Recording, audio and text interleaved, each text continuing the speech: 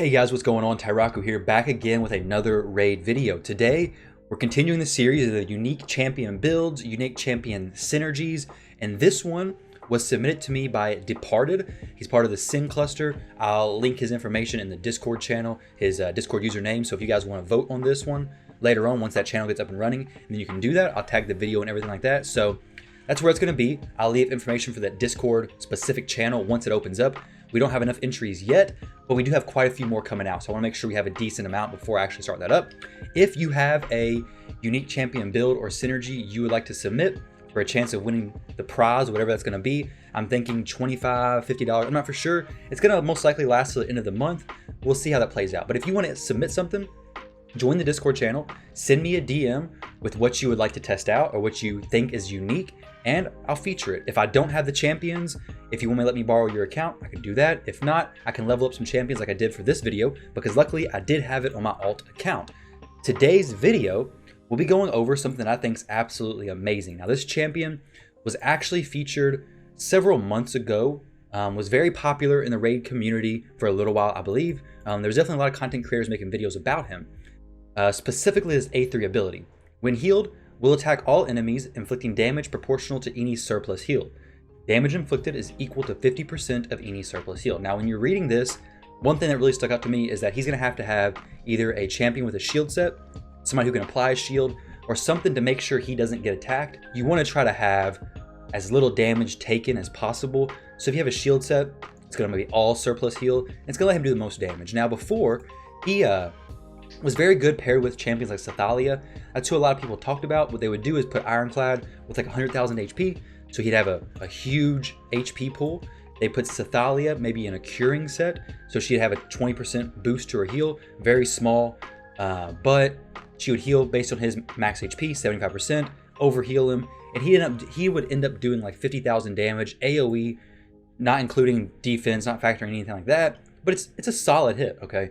Nothing crazy, but it was a fun little synergy, and that definitely works. But today, what I want to show you guys with this is actually something completely different than that build. All right, so first off, let me jump in the Doom Tower. I'm going to show you guys kind of how he works, kind of how everything breaks down. So I got a champion with a shield set in here, and I got two healers. I want to go through two different things and show you guys how this works. So if you have somebody heal him before his turn, he's wearing an Immortal set, so whenever he heals from his Immortal set, he'll do damage. Now, if he heals before that, it doesn't, the cooldown activates on this ability. It is a one-turn cooldown, but the cooldown started, now it's off cooldown, so anything after this turn works, but he couldn't take the heal just now. So his Immortal set didn't cause damage, but what you're gonna see is, let me go ahead and buff everybody up, and I'll get through this. I'll show you to better explain it. Give me the easiest way to really do this. We'll go ahead and cycle through everything. I'm gonna give some increased defense to him, because I don't want him to drop his shield. His shield's important, he really needs that. He doesn't have very much HP. He's very low level. So as far as like the nukes going on, I can't really showcase that right now because just where he's at level wise. So let's go ahead and hit somebody. And now watch him closely, because what you're gonna see is a heal pop up. There's no animation for this, unfortunately. So you're just gonna have to watch the numbers pop up over their head. But once he takes a turn, you'll see the Immortal set heal activate, assuming his shield doesn't break. Even if it breaks, he still has a little bit of a chance to have some overheal. There you go. So you see everybody took a little bit of damage over there. It looks like it does crit as well. So I would assume that's based on his crit rate. You could build him with crit rate, and I imagine he would be critting with that ability as well, which is actually pretty cool. I didn't realize that until I saw those yellow numbers. I thought it was just a flat overheal. So you see in the heal there, and now we'll heal him again, and you'll see more damage. So if you heal him with his Immortal set, the very next turn, you could heal him again and do more damage. So basically you have back-to-back damage turns. Now, the Immortal set, you may be looking at that thinking, well, that's not very much damage at all. And it's not, okay? But that's not where the cool part comes in. And this is what I think is gonna be so huge, so helpful. Like if you're a mid-game player, I would think you could make this work for sure. An early game player, maybe even then as well.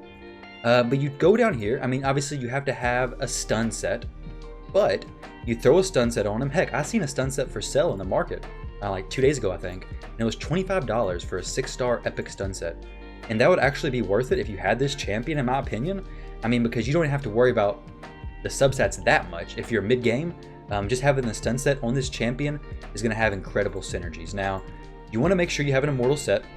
It's just going to boost the impact of applying the stun to everybody. There's another thing that I was wanting to show you is that the masteries, okay? We have a stun set. We have a chance of applying the stun on an AoE. Go to the masteries and check this out. There's a mastery that says, has a 60% chance of placing a leech debuff for 1 turn when placing stun, sleep, fear, true fear, or freeze. Guess what? We're going to be placing leech. Let's jump in here. We're going to be placing leech because we're placing stun. Let's jump in here and let me show you guys what I'm talking about. So we will give the exact same example. This time I'll use just Mausoleum Mage and Whirlum. So we don't need the Steel Skull heal beforehand. Now you got to watch very carefully because Ironclad will go first, I believe. I don't think anybody's faster than him. So as soon as we enter this match, I wish there was an animation, but I don't think there is at all. You're going to see hopefully some stuns get applied. So it did some damage to everybody. Let's go ahead and just reset this for the heck of it, okay? Just to see some stuns applied.